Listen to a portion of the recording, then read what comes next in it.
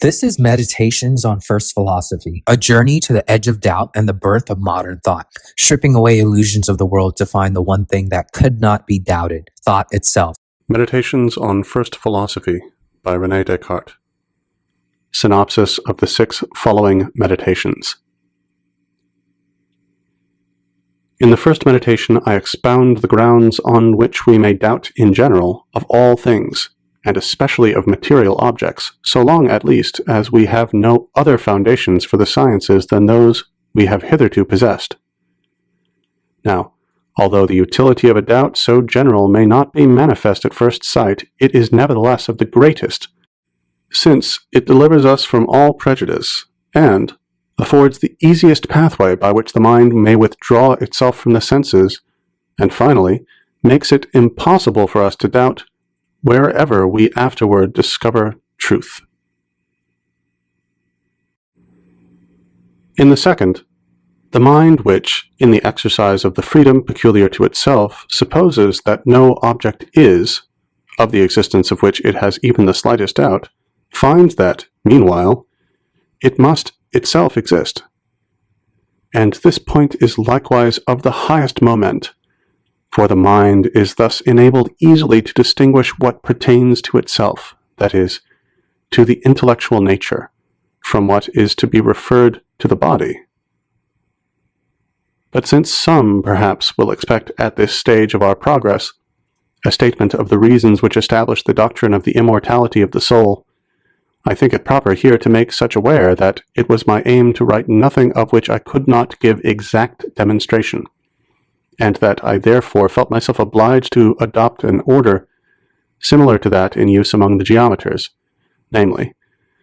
to premise all upon which the proposition in question depends before coming to any conclusion respecting it. Now, the first and chief prerequisite for the knowledge of the immortality of the soul is our being able to form the clearest possible conception of the soul itself, and such as shall be absolutely distinct from all our notions of body. And how this is to be accomplished is there shown.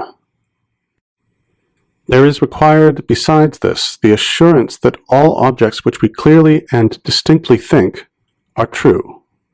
really exist, in that very mode in which we think them,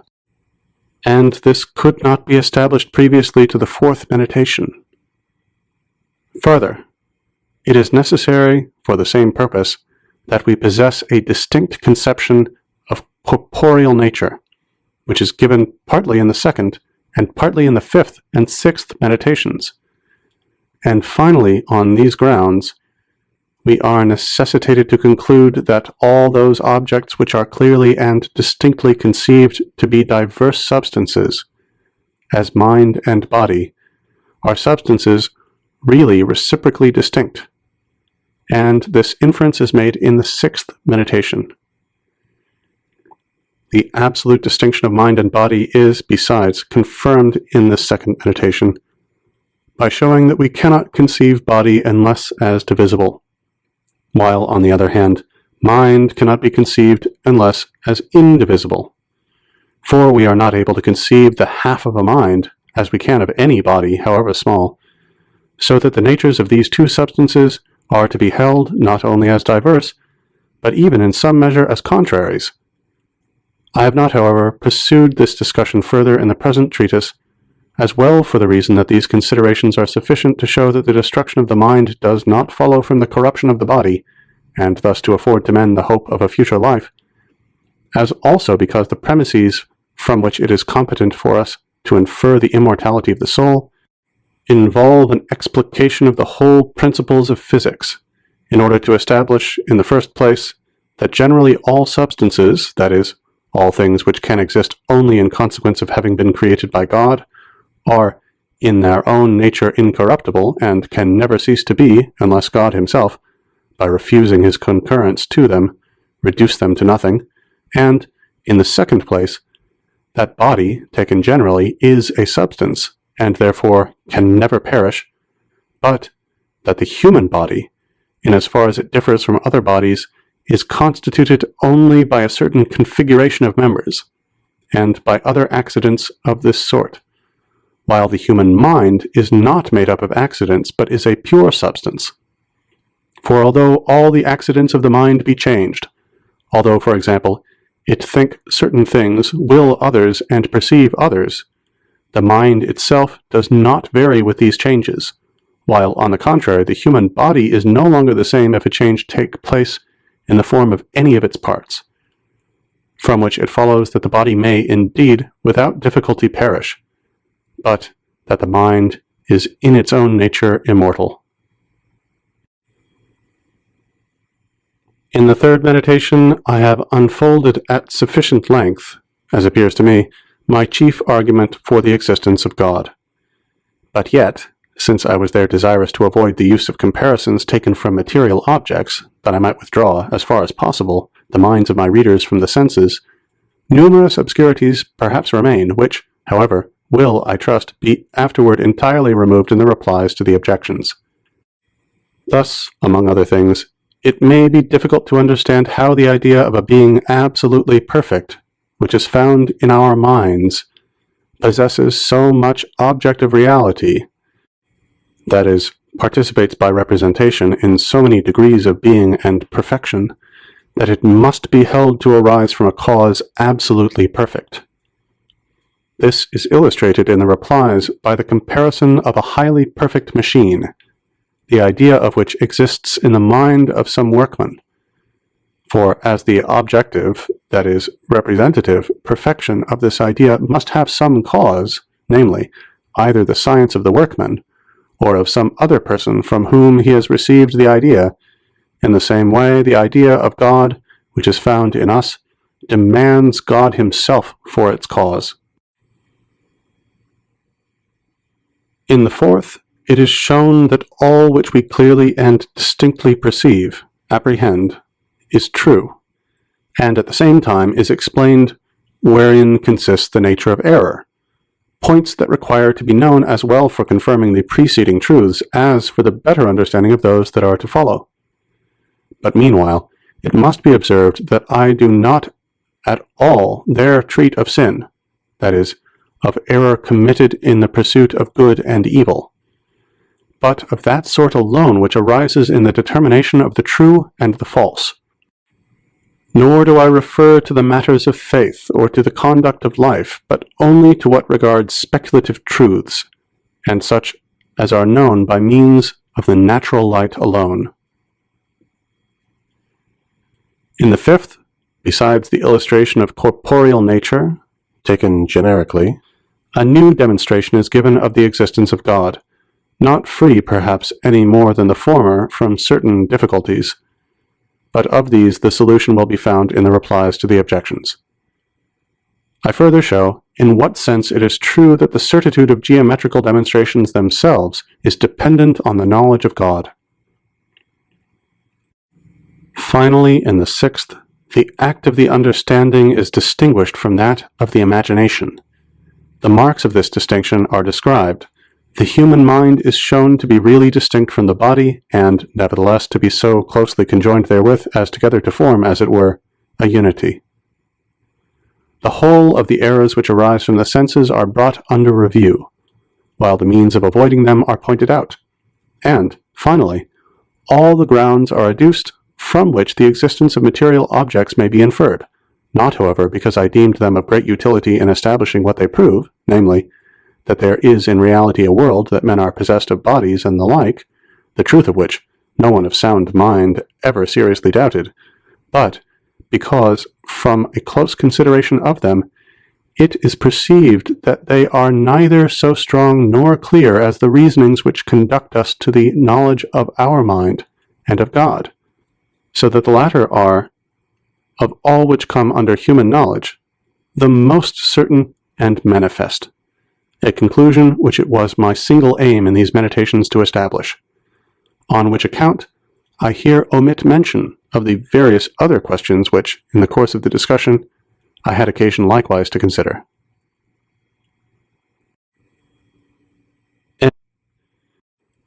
First meditation, of the things of which we may doubt. Several years have now elapsed since I first became aware that I had accepted, even from my youth, many false opinions for true, and that consequently what I afterward based on such principles was highly doubtful. And from that time, I was convinced of the necessity of undertaking once in my life to rid myself of all the opinions I had adopted, and of commencing anew the work of building from the foundation, if I desired to establish a firm and abiding superstructure in the sciences. But as this enterprise appeared to me to be one of great magnitude, I waited until I had attained an age so mature as to leave me no hope that at any stage of life more advanced I should be better able to execute my design. On this account, I have delayed so long that I should henceforth consider I was doing wrong were I still to consume in deliberation any of the time that now remains for action. Today, then, since I have opportunely freed my mind from all cares, and am happily disturbed by no passions, and since I am in the secure possession of leisure in a peaceable retirement, I will at length apply myself earnestly and freely to the general overthrow of all my former opinions. But to this end, it will not be necessary for me to show that the whole of these are false, a point perhaps which I shall never reach. But as even now my reason convinces me that I ought not the less carefully to withhold belief from what is not entirely certain and indubitable than from what is manifestly false, it will be sufficient to justify the rejection of the whole if I shall find in each some ground for doubt. Nor for this purpose will it be necessary even to deal with each belief individually, which would be truly an endless labor, but as the removal from below of the foundation necessarily involves the downfall of the whole edifice, I will at once approach the criticism of the principles on which all my former beliefs rested. All that I have up to this moment accepted as possessed of the highest truth and certainty, I received either from or through the senses. I observed, however, that these sometimes misled us, and it is the part of prudence not to place absolute confidence in that by which we have even once been deceived. But it may be said, perhaps, that although the senses occasionally mislead us respecting minute objects, and such as are so far removed from us as to be beyond the reach of close observation, there are yet many other of their informations, or presentations, of the truth, which it is manifestly impossible to doubt. As, for example, that I am in this place, seated by the fire, clothed in a winter dressing gown, that I hold in my hands this piece of paper, with other intimations of the same nature. But how could I deny that I possess these hands and this body, and, withal, escape being classed with persons in a state of insanity, whose brains are so disordered and clouded by dark bilious vapors as to cause them, pertinaciously, to assert that they are monarchs when they are in the greatest poverty, or clothed in gold and purple when destitute of any covering, or that their head is made of clay, their body of glass, or that they are gourds. I should certainly be not less insane than they, were I to regulate my procedure according to examples so extravagant. Though this be true, I must nevertheless here consider that I am a man, and that consequently I am in the habit of sleeping, and representing to myself in dreams those same things, or even sometimes others less probable, which the insane think are presented to them in their waking moments. How often have I dreamt that I was in these familiar circumstances, that I was dressed and occupied this place by the fire, when I was lying undressed in bed. At the present moment, however, I certainly look upon this paper with eyes wide awake. The head which I now move is not asleep. I extend this hand consciously and with express purpose, and I perceive it. The occurrences in sleep are not so distinct as all this. But I cannot forget that at other times I have been deceived in sleep by similar illusions, and attentively considering those cases, I perceive so clearly that there exist no certain marks by which the state of waking can ever be distinguished from sleep, that I feel greatly astonished. And in amazement I almost persuade myself that I am now dreaming. Let us suppose then that we are dreaming, and that all these particulars, namely the opening of the eyes, the motion of the head, the forth-putting of the hands, are merely illusions, and even that we really possess neither an entire body nor hands such as we see. Nevertheless, it must be admitted at least that the objects which appear to us in sleep are, as it were, painted representations which could not have been formed unless in the likeness of realities, and, therefore, that those general objects, at all events, namely eyes, a head, hands, and an entire body, are not simply imaginary, but really existent. For in truth, painters themselves, even when they study to represent sirens and satyrs by forms the most fantastic and extraordinary, cannot bestow upon them natures absolutely new, but can only make a certain medley of the members of different animals, or if they chance to imagine something so novel that nothing at all similar has ever been seen before, and such as is, therefore, purely fictitious and absolutely false, it is at least certain that the colors of which this is composed are real. And on the same principle, although these general objects, namely a body, eyes, a head, hands, and the like, be imaginary, we are nevertheless absolutely necessitated to admit the reality at least of some other objects still more simple and universal than these, of which, just as of certain real colors, all those images of things, whether true and real or false and fantastic, that are found in our consciousness, are formed. To this class of objects seem to belong corporeal nature in general and its extension, the figure of extended things, their quantity or magnitude, and their number, as also the place in and the time during which they exist, and other things of the same sort. We will not, therefore, perhaps reason illegitimately if we conclude from this that physics, astronomy, medicine, and all the other sciences that have for their end the consideration of composite objects are indeed of a doubtful character, but that arithmetic, geometry, and the other sciences of the same class, which regard merely the simplest and most general objects and scarcely inquire whether or not these are really existent, contain somewhat that is certain and indubitable. For whether I am awake or dreaming, it remains true that 2 and 3 make 5, and that a square has but 4 sides. Nor does it seem possible that truths so apparent can ever fall under a suspicion of falsity or incertitude. Nevertheless, the belief that there is a God who is all-powerful and who created me, such as I am, has for a long time obtained steady possession of my mind. How, then, do I know that he has not arranged that there should be neither earth nor sky nor any extended thing, nor figure, nor magnitude, nor place,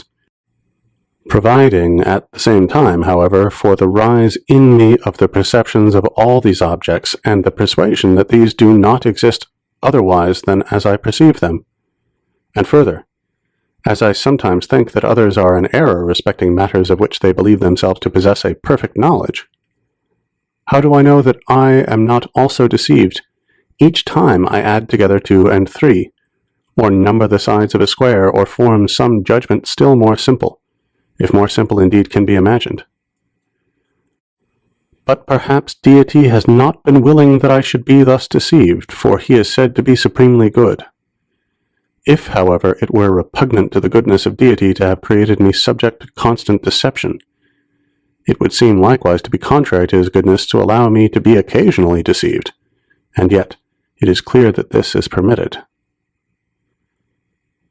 Some indeed might perhaps be found who would be disposed rather to deny the existence of a being so powerful than to believe that there is nothing certain. But let us for the present refrain from opposing this opinion, and grant that all which is here said of a deity is fabulous.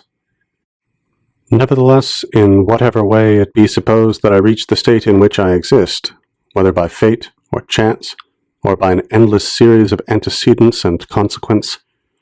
or by any other means, it is clear, since to be deceived and to err is a certain defect, that the probability of my being so imperfect as to be the constant victim of deception will be increased exactly in proportion as the power possessed by the cause to which they assign my origin is lessened. To these reasonings I have assuredly nothing to reply, but am constrained at last to avow that there is nothing of all that I formerly believed to be true of which it is impossible to doubt, and that, not through thoughtlessness or levity, but from cogent and maturely considered reasons, so that henceforth, if I desire to discover anything certain, I ought not the less carefully to refrain from assenting to those same opinions than to what might be shown to be manifestly false. But it is not sufficient to have made these observations. Care must be taken likewise to keep them in remembrance. For those old and customary opinions perpetually recur, long and familiar usage, giving them the right of occupying my mind, even almost against my will, and subduing my belief. Nor will I lose the habit of deferring to them and confiding in them so long as I shall consider them to be what in truth they are, namely, opinions to some extent doubtful, as I have already shown, but still highly probable, and such as it is much more reasonable to believe than deny. It is for this reason I am persuaded that I shall not be doing wrong if, taking an opposite judgment of deliberate design, I become my own deceiver, by supposing, for a time, that all those opinions are entirely false and imaginary, until at length, having thus balanced my old by my new prejudices, my judgment shall no longer be turned aside by perverted usage from the path that may conduct to the perception of truth. For I am assured that, meanwhile, there will arise neither peril nor error from this course, and that I cannot, for the present, yield too much to distrust, since the end I now seek is not action, but knowledge. I will suppose, then, not that Deity, who is sovereignly good and the fountain of truth, but that some malignant demon, who is at once exceedingly potent and deceitful, has employed all his artifice to deceive me. I will suppose that the sky, the air, the earth, colors, figures, sounds, and all external things are nothing better than the illusions of dreams, by means of which this being has laid snares for my credulity. I will consider myself as without hands, eyes, flesh, blood, or any of the senses, and as falsely believing that I am possessed of these. I will continue resolutely fixed in this belief, and if indeed by this means it be not in my power to arrive at the knowledge of truth, I shall at least do what is in my power, namely, suspend my judgment, and guard with settled purpose against giving my assent to what is false, and being imposed upon by this deceiver, whatever be his power and artifice. But this undertaking is arduous, and a certain indolence insensibly leads me back to my ordinary course of life. And, just as the captive who, perchance, was enjoying in his dreams an imaginary liberty, when he begins to suspect that it is but a vision, dreads awakening, and conspires with the agreeable illusions that the deception may be prolonged, so I, of my own accord, fall back into the train of my former beliefs, and fear to arouse myself from my slumber, lest the time of laborious wakefulness that would succeed this quiet rest, in place of bringing any light of day,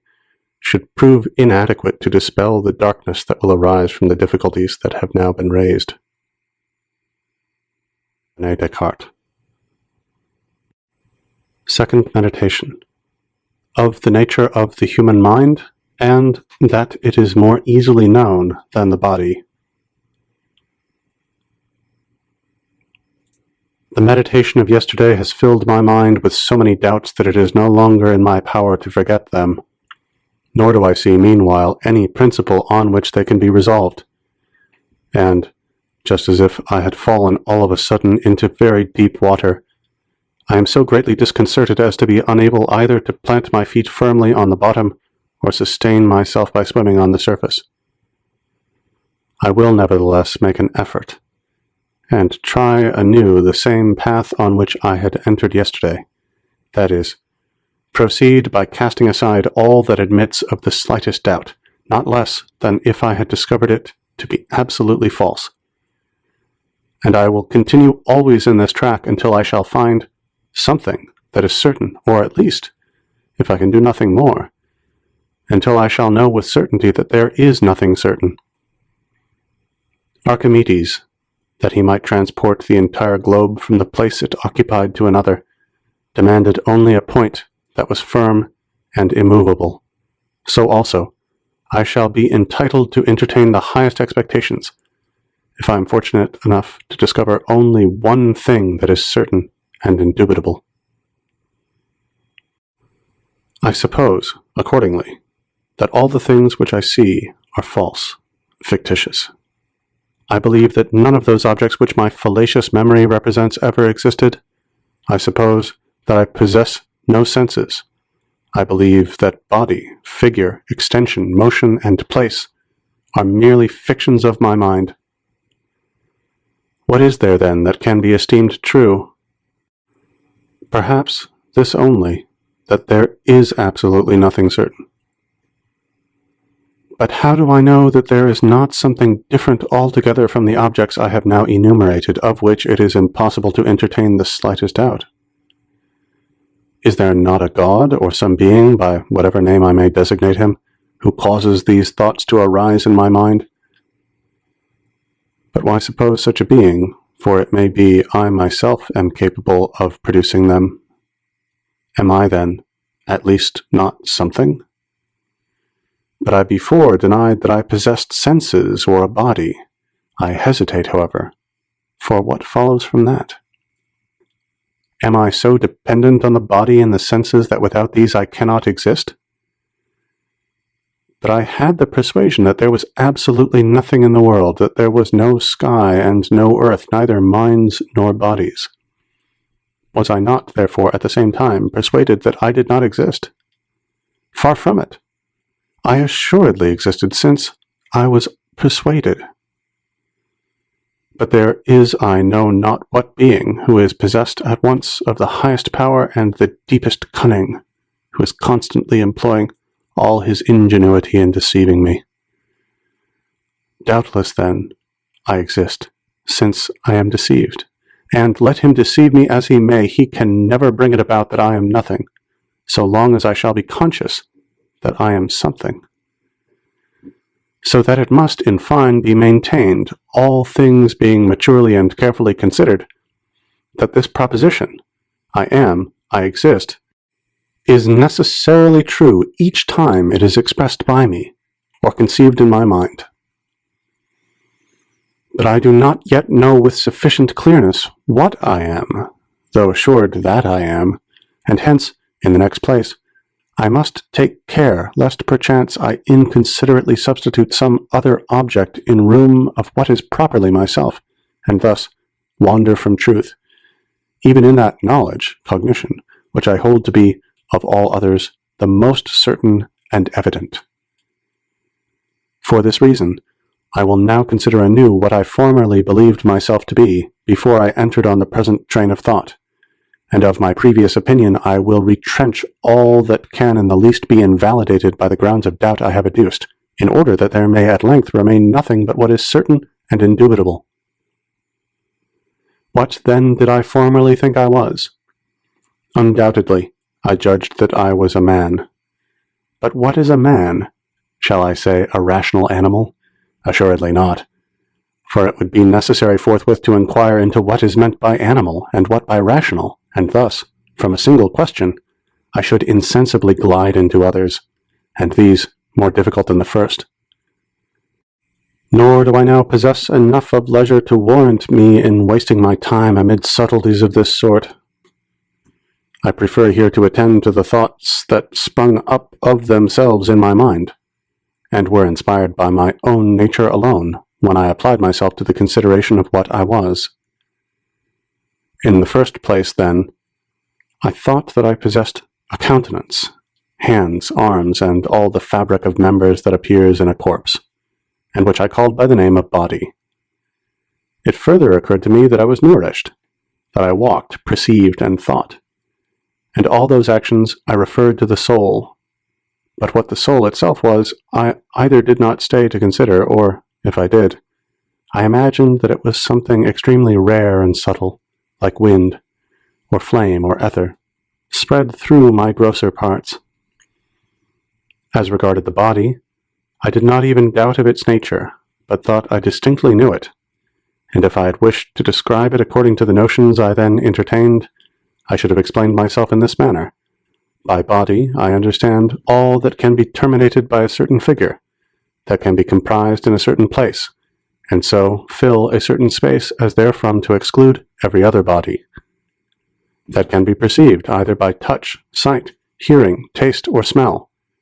That can be moved in different ways, not indeed of itself, but by something foreign to it, by which it is touched, and from which it receives the impression. For the power of self-motion, as likewise that of perceiving and thinking, I held as by no means pertaining to the nature of body. On the contrary, I was somewhat astonished to find such faculties existing in some bodies. But as to myself, what can I now say that I am, since I suppose there exists an extremely powerful and, if I may so speak, malignant being, whose whole endeavors are directed towards deceiving me? Can I affirm that I possess any one of all those attributes of which I have lately spoken as belonging to the nature of body? After attentively considering them in my own mind, I find none of them that can properly be said to belong to myself. To recount them were idle and tedious. Let us pass then to the attributes of the soul. The first mentioned were the powers of nutrition and walking. But if it be true that I have no body, it is true likewise that I am capable neither of walking nor of being nourished. Perception is another attribute of the soul, but perception too is impossible without the body. Besides, I have frequently during sleep believed that I perceived objects which I afterward observed I did not in reality perceive. Thinking is another attribute of the soul, and here I discover what properly belongs to myself. This alone is inseparable from me. I am, I exist. This is certain.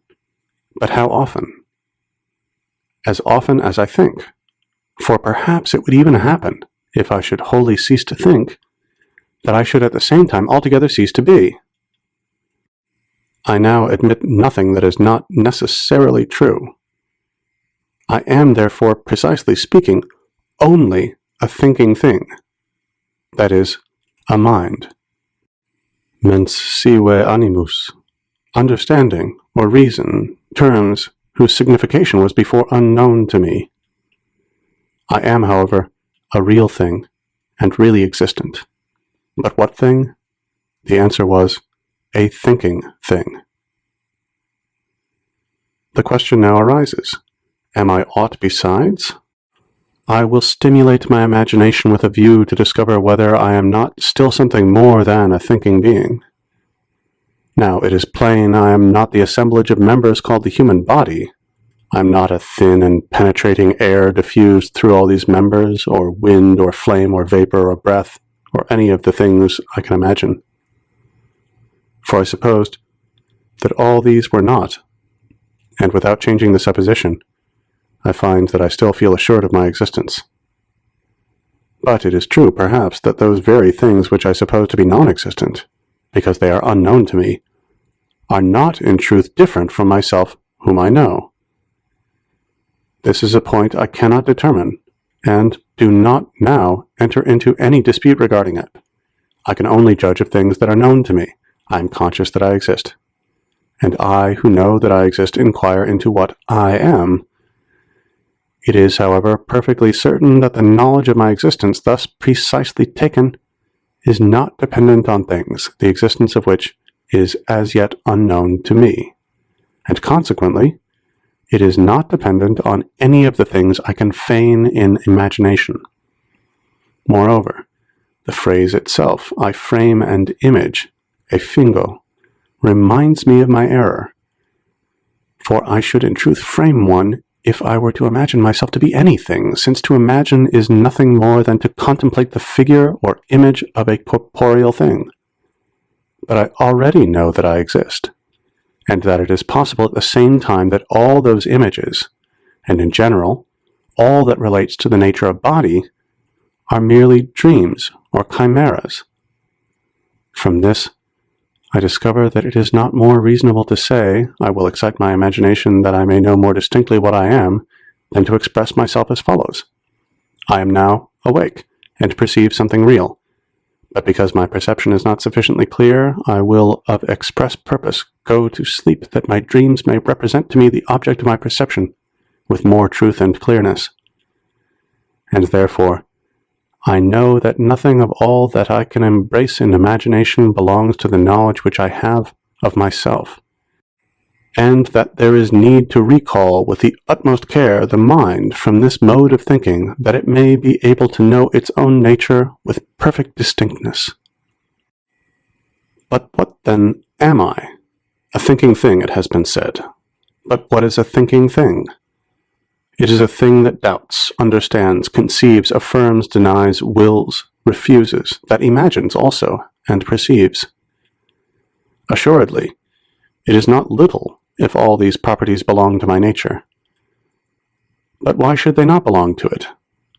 Am I not that very being who now doubts of almost everything, who for all that understands and conceives certain things, who affirms one alone is true and denies the others, who desires to know more of them, and does not wish to be deceived, who imagines many things, sometimes even despite his will, and is likewise percipient of many, as if through the medium of the senses? Is there nothing of all this as true as that I am? Even although I should be always dreaming, and although he who gave me being employed all his ingenuity to deceive me? Is there also any one of these attributes that can be properly distinguished from my thought, or that can be said to be separate from myself? For it is of itself so evident that it is I who doubt, I who understand, and I who desire, that it is here unnecessary to add anything by way of rendering it more clear.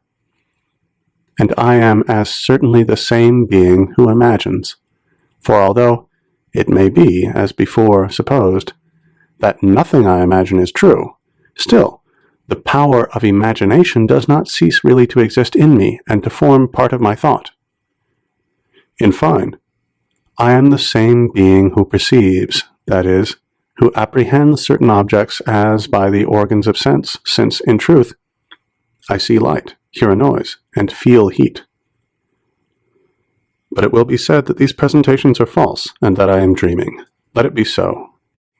At all events, it is certain that I seem to see light, hear a noise, and feel heat.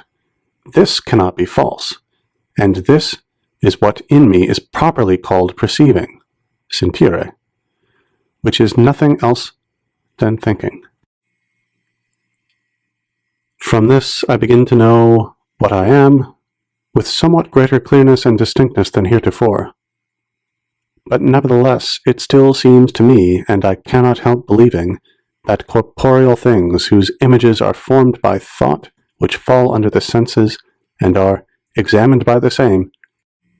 are known with much greater distinctness than that I know not what part of myself which is not imaginable.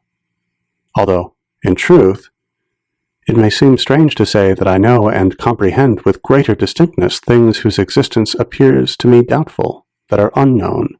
and do not belong to me, than others of whose reality I am persuaded, that are known to me, and appertain to my proper nature,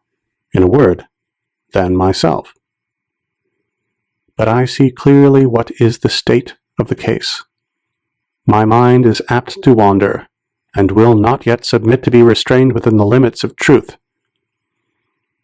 Let us therefore leave the mind to itself once more, and, according to it every kind of liberty, permit it to consider the objects that appear to it from without, in order that, having afterward withdrawn it from these gently and opportunely, and fixed it on the consideration of its being and the properties it finds in itself, it may then be the more easily controlled. Let us now accordingly consider the objects that are commonly thought to be the most easily, and likewise the most distinctly known, namely, the bodies we touch and see. Not indeed bodies in general, for these general notions are usually somewhat more confused, but one body in particular. Take, for example, this piece of wax. It is quite fresh, having been but recently taken from the beehive. It has not yet lost the sweetness of the honey it contained. It still retains somewhat of the odor of the flowers from which it was gathered. Its color, figure, size are apparent to the sight. It is hard, cold, easily handled, and sounds when struck upon with the finger. In fine, all that contributes to make a body as distinctly known as possible is found in the one before us. But while I am speaking, let it be placed near the fire. What remained of the taste exhales, the smell evaporates, the color changes, its figure is destroyed, its size increases, it becomes liquid, it grows hot.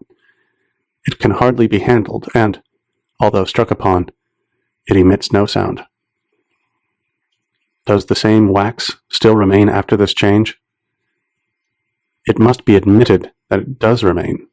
No one doubts it or judges otherwise. What, then, was it I knew with so much distinctness in the piece of wax?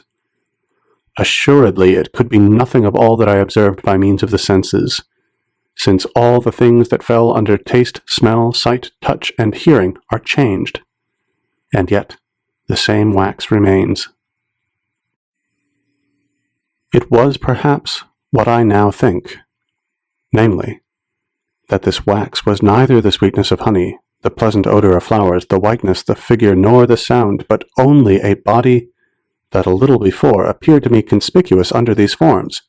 and which is now perceived under others. But, to speak precisely, what is it that I imagine when I think of it in this way? Let it be attentively considered, and retrenching all that does not belong to the wax, let us see what remains. There certainly remains nothing, except something extended, flexible, and movable. But what is meant by flexible and movable? Is it not that I imagine that the piece of wax, being round, is capable of becoming square, or of passing from a square into a triangular figure? Assuredly, such is not the case, because I conceive that it admits of an infinity of similar changes, and I am, moreover, unable to compass this infinity by imagination, and consequently this conception which I have of the wax is not the product of the faculty of imagination. But what now is this extension? Is it not also unknown? For it becomes greater when the wax is melted, greater when it is boiled, and greater still when the heat increases.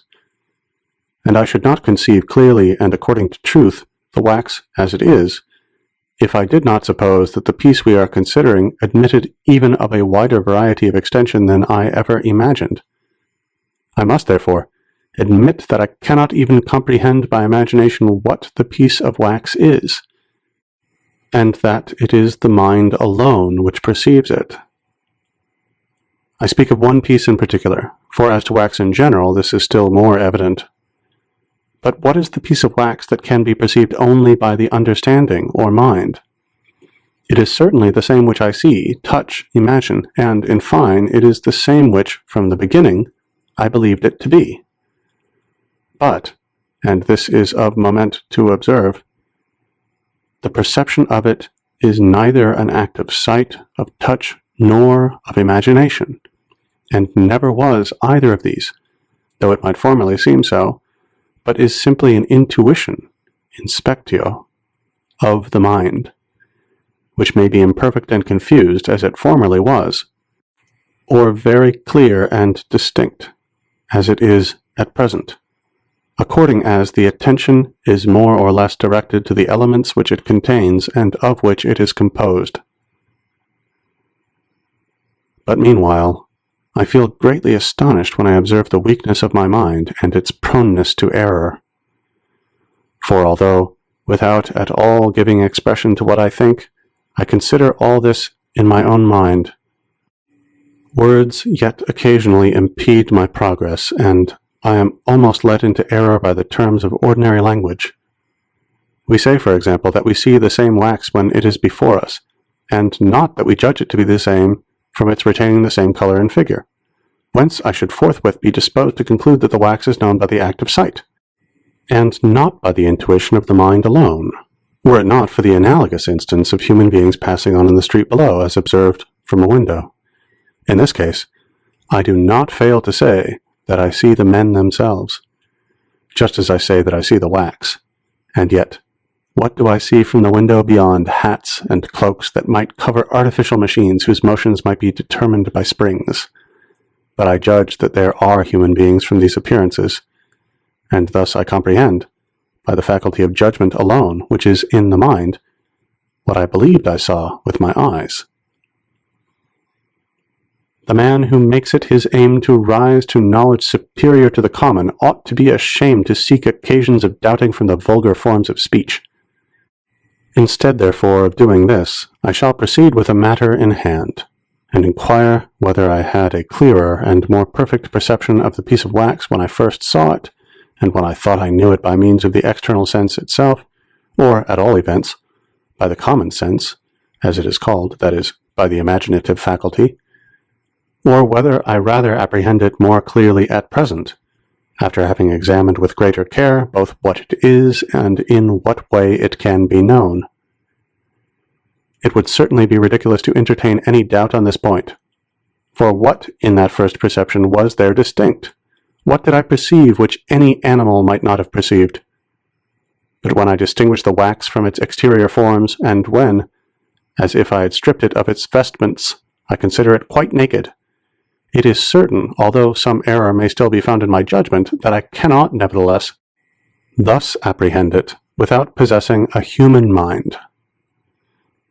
But finally, what shall I say of the mind itself, that is, of myself?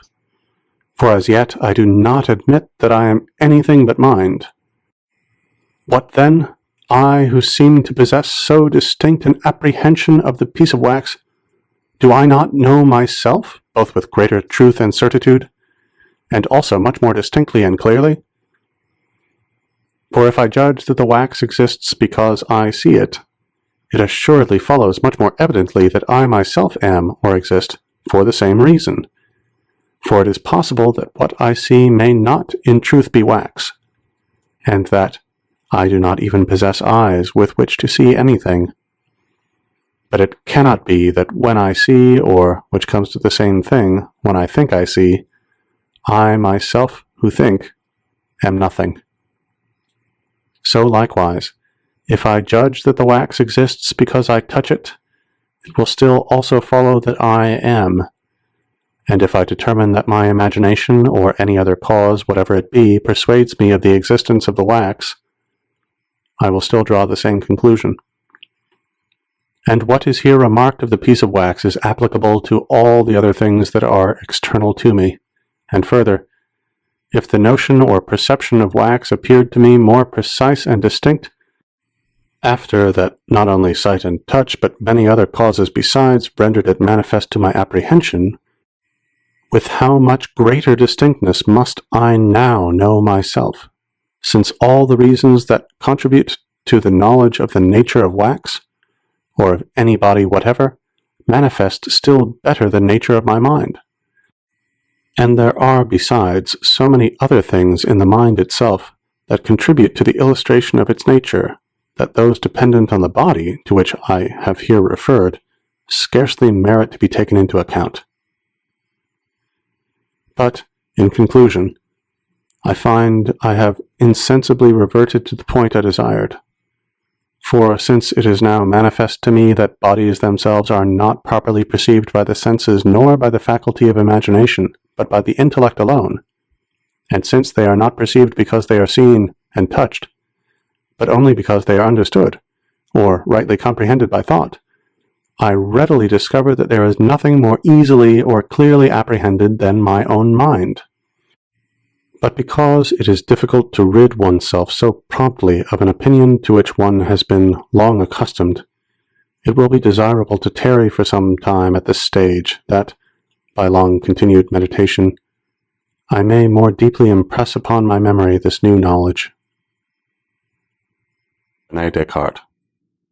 Fourth Meditation. Of Truth and Error. I have been habituated these bygone days to detach my mind from the senses, and I have accurately observed that there is exceedingly little which is known with certainty respecting corporeal objects, that we know much more of the human mind, and still more of God himself. I am thus able now without difficulty to abstract my mind from the contemplation of sensible or imaginable objects and apply it to those which, as disengaged from all matter, are purely intelligible. And certainly the idea I have of the human mind insofar as it is a thinking thing and not extended in length, breadth, and depth, and participating in none of the properties of body, is incomparably more distinct than the idea of any corporeal object. And when I consider that I doubt, in other words, that I am an incomplete and dependent being, the idea of a complete and independent being, that is to say, of God, occurs to my mind with so much clearness and distinctness, and from the fact alone that this idea is found in me, or that I who possess it exist,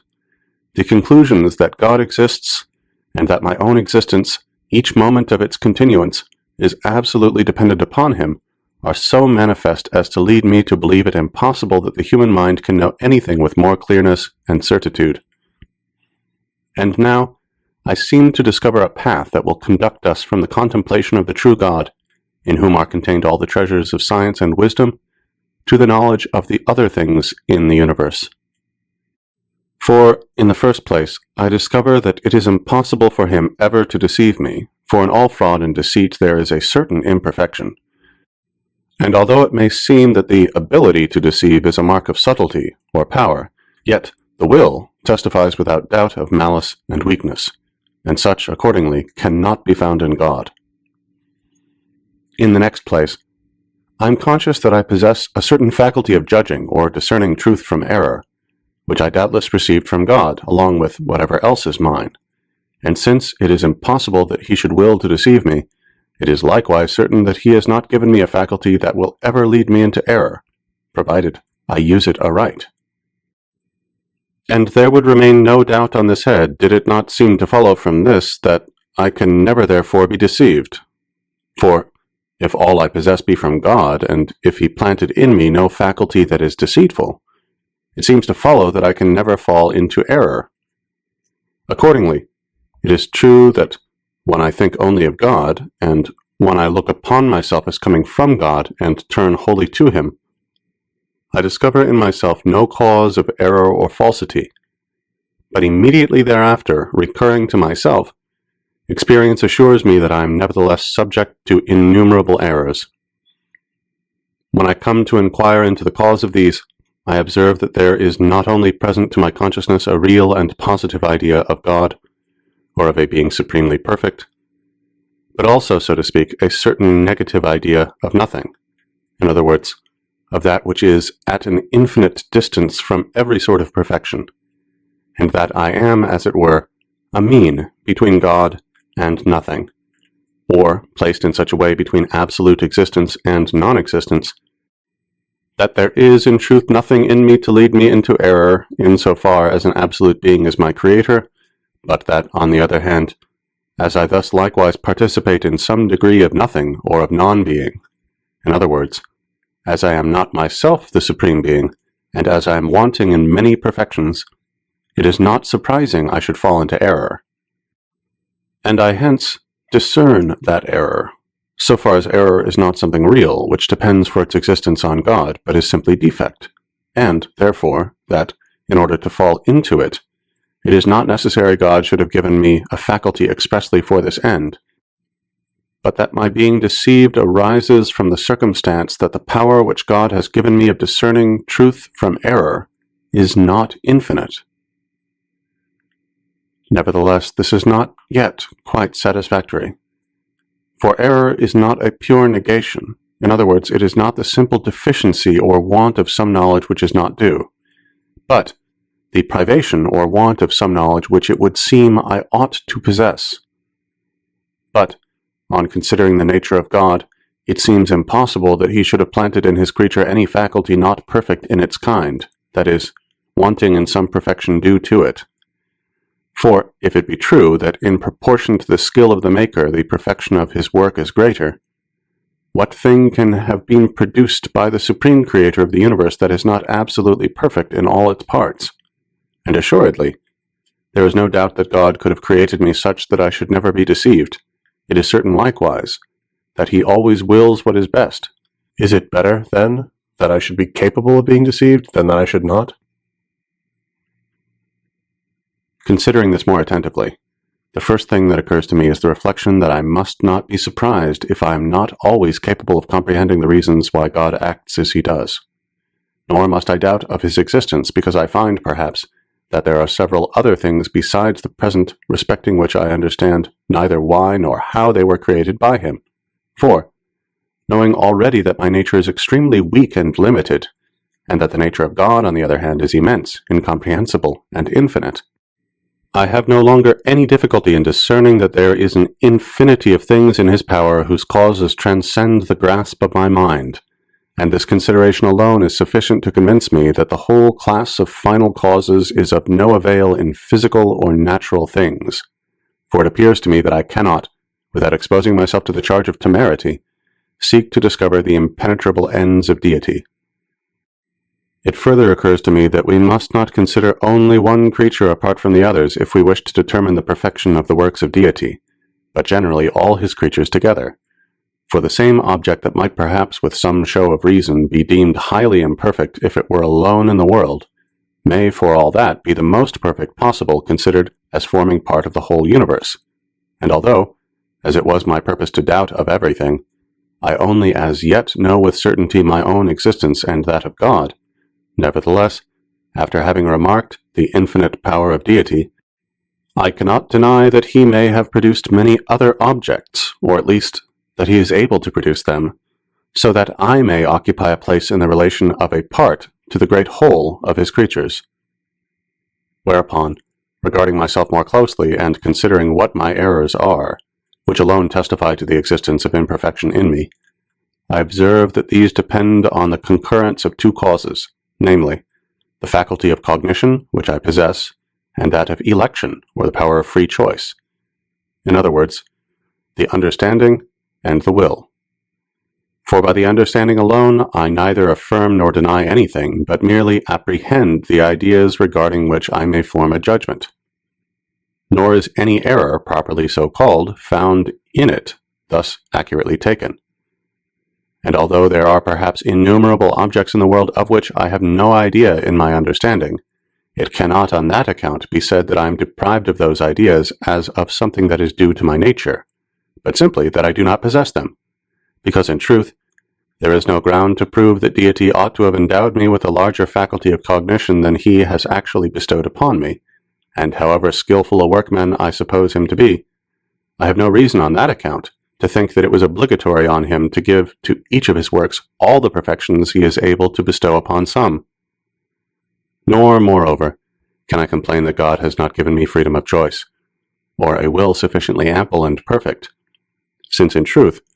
I am conscious of will so ample and extended as to be superior to all limits, and what appears to me here to be highly remarkable is that, of all the other properties I possess, there is none so great and perfect as that I do not clearly discern it could be still greater and more perfect. For, to take an example, if I consider the faculty of understanding which I possess, I find that it is of very small extent and greatly limited,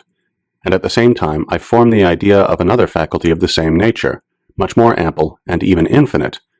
and seeing that I can frame the idea of it, I discover from this circumstance alone that it pertains to the nature of God. In the same way, if I examine the faculty of memory, or imagination, or any other faculty I possess, I find none that is not small and circumscribed, and in God immense and infinite.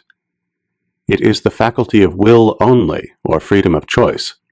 which I experience to be so great that I am unable to conceive the idea of another that shall be more ample and extended. So that it is chiefly my will which leads me to discern that I bear a certain image and similitude of deity. For although the faculty of will is incomparably greater in God than in myself, as well in respect of the knowledge and power that are conjoined with it, and that render it stronger and more efficacious, as in respect of the object, since in him it extends to a greater number of things, it does not nevertheless appear to me greater considered in itself formally and precisely. For the power of will consists only in this, that we are able to do or not to do the same thing, that is, to affirm or deny, to pursue or shun it, or rather in this alone, that in affirming or denying, pursuing or shunning what is proposed to us by the understanding, we so act that we are not conscious of being determined to a particular action by any external force. For to the possession of freedom it is not necessary that I be alike indifferent toward each of two contraries,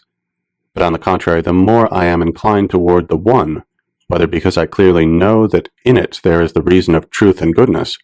or because God thus internally disposes my thought, the more freely do I choose and embrace it. And assuredly, divine grace and natural knowledge, very far from diminishing liberty, rather augment and fortify it. But the indifference of which I am conscious when I am not impelled to one side rather than to another, for want of a reason, is the lowest grade of liberty, and manifests defect or negation of knowledge rather than perfection of will. For if I always clearly knew what was true and good, I should never have any difficulty in determining what judgment I ought to come to and what choice I ought to make, and I should thus be entirely free without ever being indifferent. From all this I discover, however, that neither the power of willing, which I have received from God, is of itself the source of my errors, for it is exceedingly ample and perfect in its kind,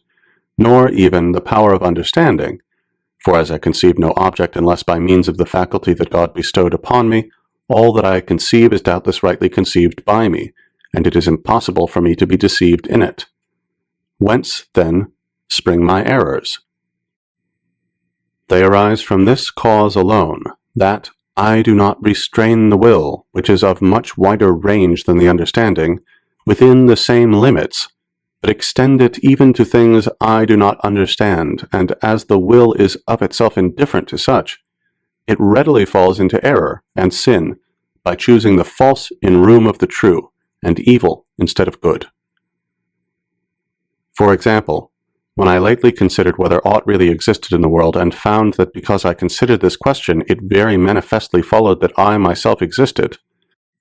I could not but judge that what I so clearly conceived was true, not that I was forced to this judgment by any external cause,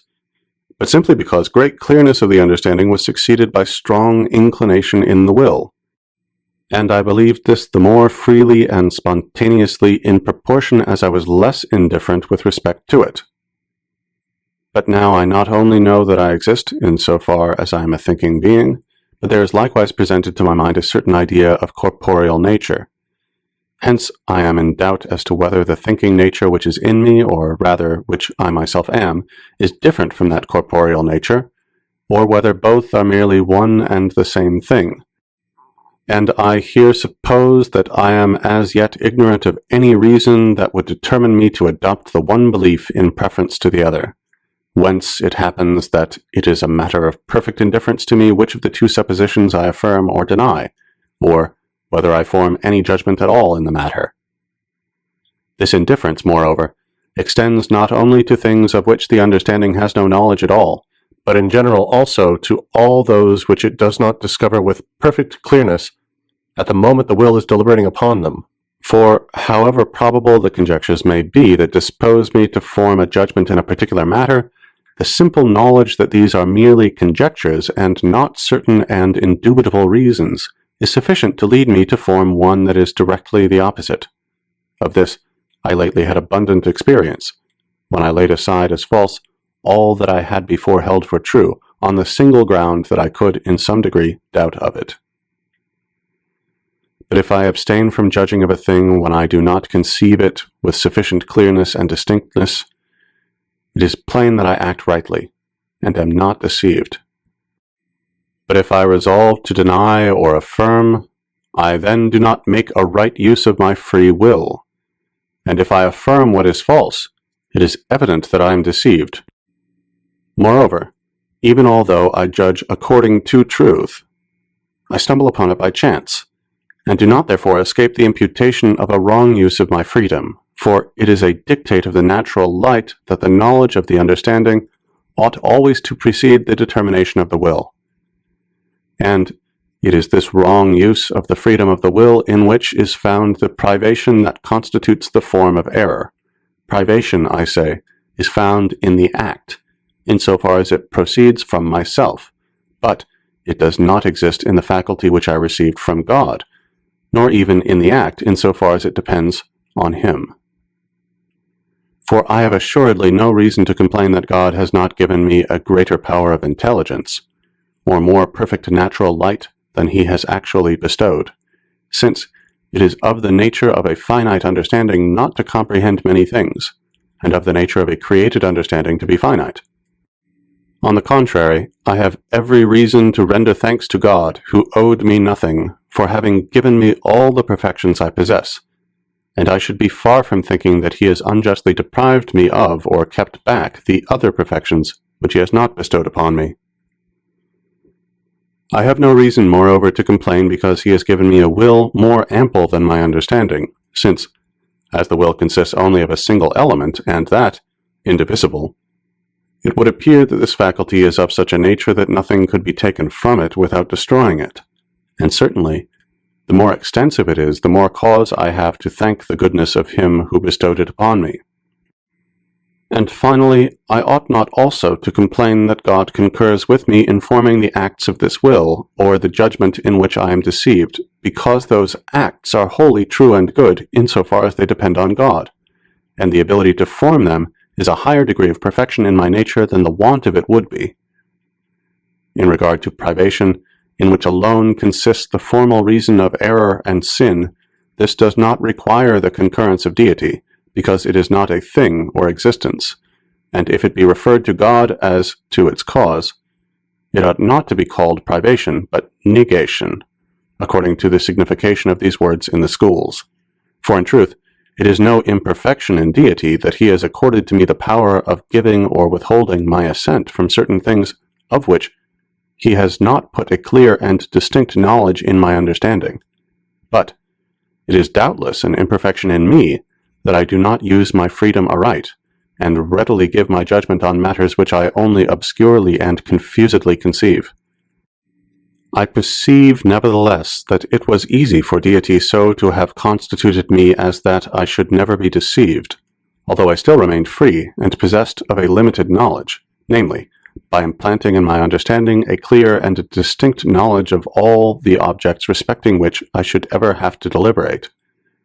or, simply, by so deeply engraving on my memory the resolution to judge of nothing without previously possessing a clear and distinct conception of it, that I should never forget it. And I easily understand that, insofar as I consider myself as a single whole, without reference to any other being in the universe, I should have been much more perfect than I now am, had deity created me superior to error. But I cannot therefore deny that it is not somehow a greater perfection in the universe, that certain parts of it are not exempt from defect, as others are, than if they were all perfectly alike.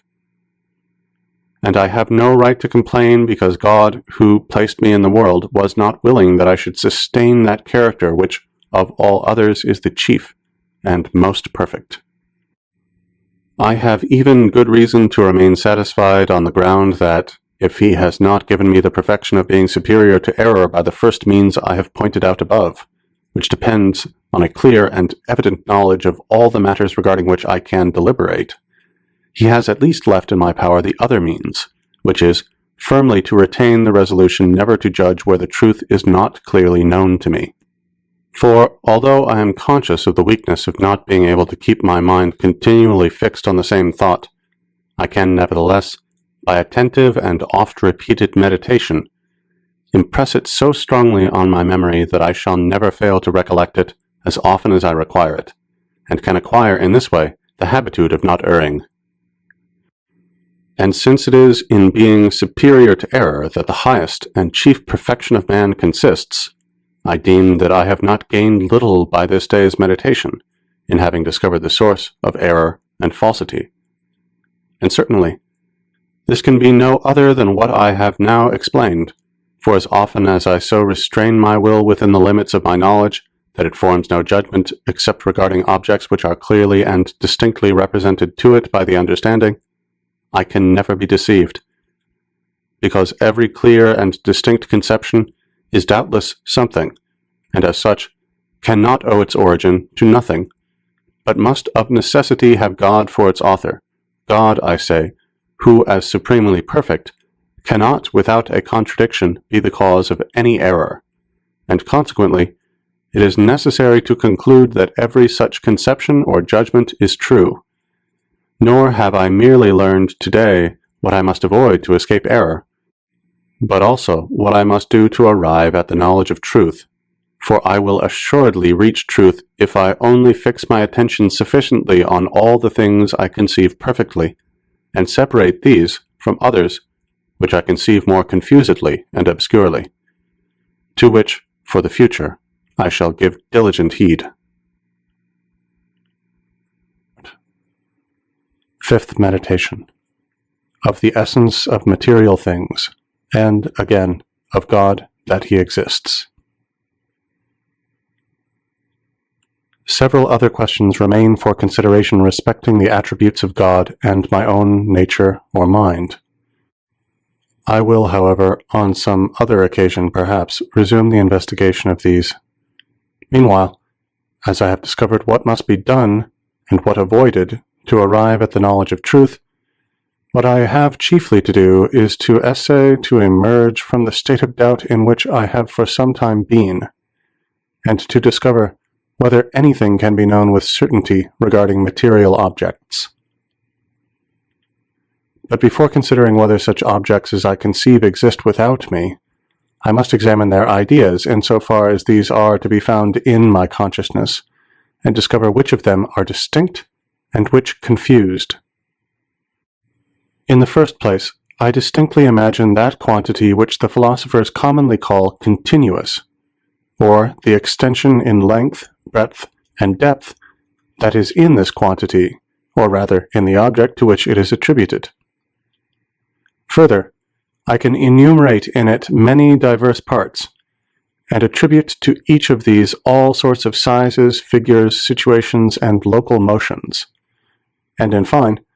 I can assign to each of these motions all degrees of duration.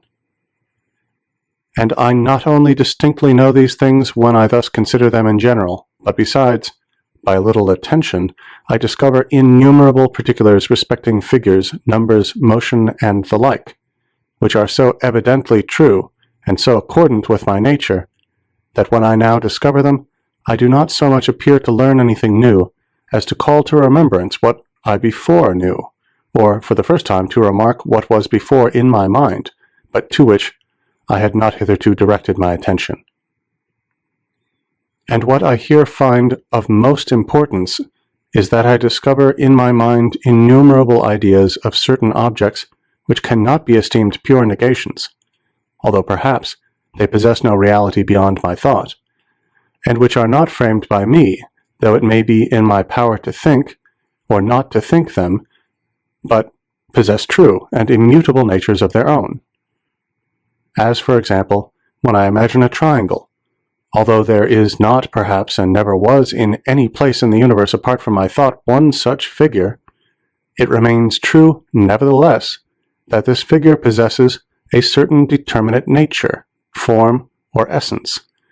which is immutable and eternal, and not framed by me, nor in any degree dependent on my thought, as appears from the circumstance that diverse properties of the triangle may be demonstrated, namely, that its 3 angles are equal to 2 right, that its greatest side is subtended by its greatest angle, and the like, which, whether I will or not, I now clearly discern to belong to it, although before I did not at all think of them when, for the first time, I imagined a triangle, and which accordingly cannot be said to have been invented by me. Nor is it a valid objection to allege that perhaps this idea of a triangle came into my mind by the medium of the senses, through my having seen bodies of a triangular figure, for I am able to form in thought an innumerable variety of figures with regard to which it cannot be supposed that they were ever objects of sense, and I can nevertheless demonstrate diverse properties of their nature no less than of the triangle, all of which are assuredly true since I clearly conceive them, and they are therefore something, and not mere negations. For it is highly evident that all that is true is something, truth being identical with existence, and I have already fully shown the truth of the principle that whatever is clearly and distinctly known is true. And although this had not been demonstrated, yet the nature of my mind is such as to compel me to assert to what I clearly conceive while I so conceive it. And I recollect that even when I still strongly adhered to the objects of sense, I reckoned among the number of the most certain truths those I clearly conceived relating to figures, numbers, and other matters that pertain to arithmetic and geometry, and in general to the pure mathematics. But now, if because I can draw from my thought the idea of an object, it follows that all I clearly and distinctly apprehend to pertain to this object does in truth belong to it, may I not from this derive an argument for the existence of God? It is certain that I no less find the idea of a God in my consciousness, that is, the idea of a being supremely perfect, than that of any figure or number whatever. And I know with not less clearness and distinctness that an actual and eternal existence pertains to his nature than that all which is demonstrable of any figure or number really belongs to the nature of that figure or number. And therefore, although all the conclusions of the preceding meditations were false, the existence of God would pass with me for a truth at least as certain as I ever judged any truth of mathematics to be. Indeed, such a doctrine may at first sight appear to contain more sophistry than truth, for, as I have been accustomed in every other matter to distinguish between existence and essence, I easily believe that the existence can be separated from the essence of God, and that thus God may be conceived as not actually existing. But, nevertheless, when I think of it more attentively,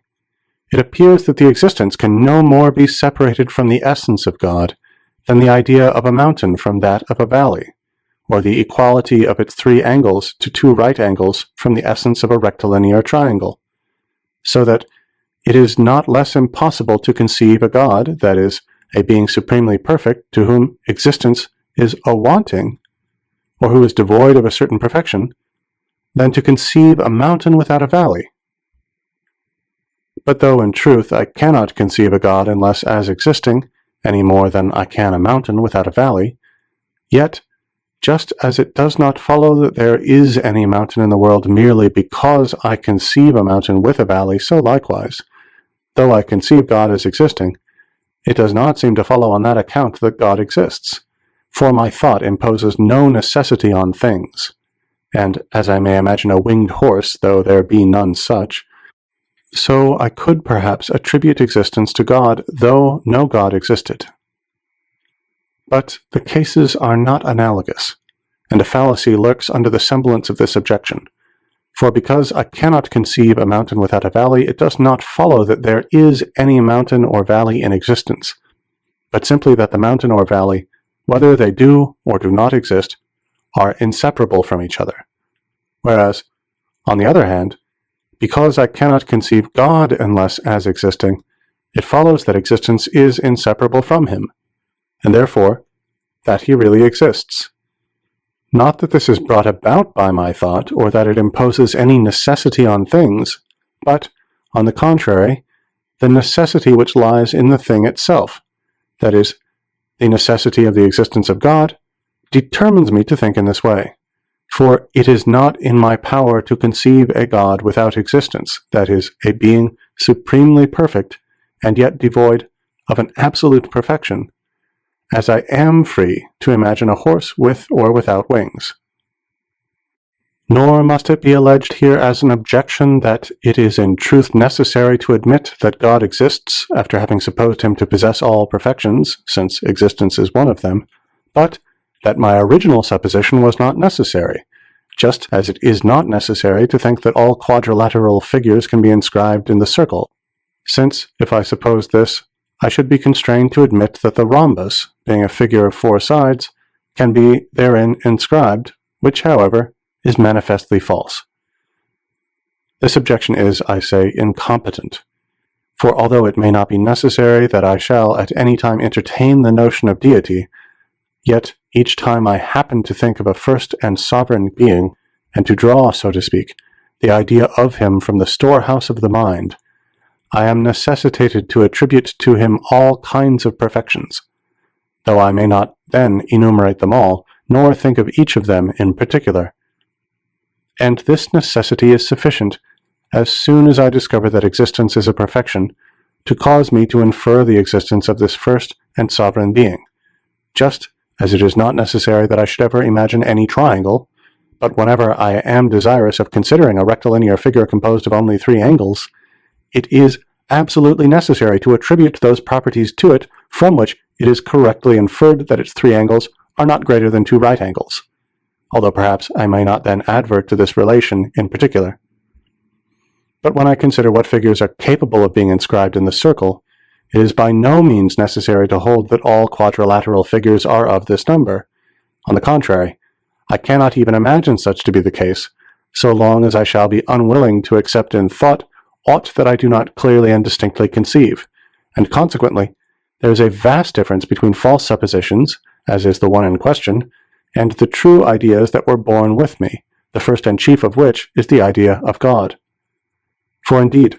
I discern on many grounds that this idea is not factitious, depending simply on my thought, but that it is the representation of a true and immutable nature. In the first place, because I can conceive of no other being except God, to whose essence existence necessarily pertains. In the second, because it is impossible to conceive 2 or more gods of this kind, and, it being supposed that one such God exists, I clearly see that he must have existed from all eternity, and will exist to all eternity. And finally, because I apprehend many other properties in God,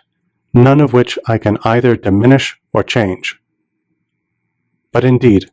whatever mode of probation I in the end adopt, it always returns to this, that it is only the things I clearly and distinctly conceive which have the power of completely persuading me. And although, of the objects I conceive in this manner, some indeed are obvious to everyone, while others are only discovered after close and careful investigation, nevertheless, after they are once discovered, the latter are not esteemed less certain than the former. Thus, for example, to take the case of a right-angled triangle, although it is not so manifest at first that the square of the base is equal to the squares of the other 2 sides, as that the base is opposite to the greatest angle, nevertheless, after it is once apprehended, we are as firmly persuaded of the truth of the former as of the latter. And, with respect to God, if I were not preoccupied by prejudices, and my thought beset on all sides by the continual presence of the images of sensible objects, I should know nothing sooner or more easily than the fact of his being. For is there any truth more clear than the existence of a supreme being, or of God, seeing it is to his essence alone that necessary and eternal existence pertains? And although the right conception of this truth has cost me much close thinking, nevertheless, at present, I feel not only as assured of it as of what I deem most certain, but I remark further that the certitude of all other truths is so absolutely dependent on it, that without this knowledge, it is impossible ever to know anything perfectly. For although I am of such a nature as to be unable, while I possess a very clear and distinct apprehension of a matter, to resist the conviction of its truth, yet, because my constitution is also such as to incapacitate me from keeping my mind continually fixed on the same object, and, as I frequently recollect a past judgment without at the same time being able to recall the grounds of it, it may happen meanwhile that other reasons are presented to me which would readily cause me to change my opinion, if I did not know that God existed, and thus I should possess no true and certain knowledge, but merely vague and vacillating opinions. Thus, for example, when I consider the nature of the rectilinear triangle, it most clearly appears to me, who have been instructed in the principles of geometry, that its 3 angles are equal to 2 right angles, and I find it impossible to believe otherwise, while I apply my mind to the demonstration. But as soon as I cease from attending to the process of proof, although I still remember that I had a clear comprehension of it, yet I may readily come to doubt of the truth demonstrated, if I do not know that there is a God, for I may persuade myself that I have been so constituted by nature as to be sometimes deceived, even in matters which I think I apprehend with the greatest evidence and certitude, especially when I recollect that I frequently considered many things to be true and certain, which other reasons afterward constrained me to reckon as wholly false. But after I have discovered that God exists, seeing I also at the same time observed that all things depend on him, and that he is no deceiver, and thence inferred that all which I clearly and distinctly perceive is of necessity true, although I no longer attend to the grounds of a judgment, no opposite reason can be alleged sufficient to lead me to doubt of its truth, provided only I remember that I once possessed a clear and distinct comprehension of it. My knowledge of it thus becomes true and certain, and this same knowledge extends likewise to whatever I remember to have formerly demonstrated, as the truths of geometry and the like. For what can be alleged against them to lead me to doubt of them? Will it be that my nature is such that I may be frequently deceived? But I already know that I cannot be deceived in judgments of the ground of which I possess a clear knowledge. Will it be that I formerly deemed things to be true and certain which I afterward discovered to be false? But I had no clear and distinct knowledge of any of those things, and being as yet ignorant of the rule by which I am assured of the truth of a judgment, I was led to give my assent to them on grounds which I afterward discovered were less strong than at the time I imagined them to be. What further objection then is there? Will it be said that perhaps I am dreaming, an objection I lately myself raised, or that all the thoughts of which I am now conscious have no more truth than the reveries of my dreams? But although in truth I should be dreaming, the rule still holds that all which is clearly presented to my intellect is indisputably true. And thus, I very clearly see that the certitude and truth of all science depends on the knowledge alone of the true God, insomuch that, before I knew him, I could have no perfect knowledge of any other thing. And now that I know him, I possess the means of acquiring a perfect knowledge respecting innumerable matters, as well relative to God himself and other intellectual objects as to corporeal nature insofar as it is the object of pure mathematics, which do not consider whether it exists or not. Sixth meditation. Of the existence of material things, and of the real distinction between the mind and body of man. There now only remains the inquiry as to whether material things exist. With regard to this question, I at least know with certainty that such things may exist, in as far as they constitute the object of the pure mathematics, since, regarding them in this aspect, I can conceive them clearly and distinctly. For there can be no doubt that God possesses the power of producing all the objects I am able distinctly to conceive, and I never considered anything impossible to him, unless when I experienced a contradiction in the attempt to conceive it aright. Further, the faculty of imagination which I possess, and of which I am conscious that I make use when I apply myself to the consideration of material things, is sufficient to persuade me of their existence. For, when I attentively consider what imagination is, I find that it is simply a certain application of the cognitive faculty to a body, which is immediately present to it, and which, therefore, exists.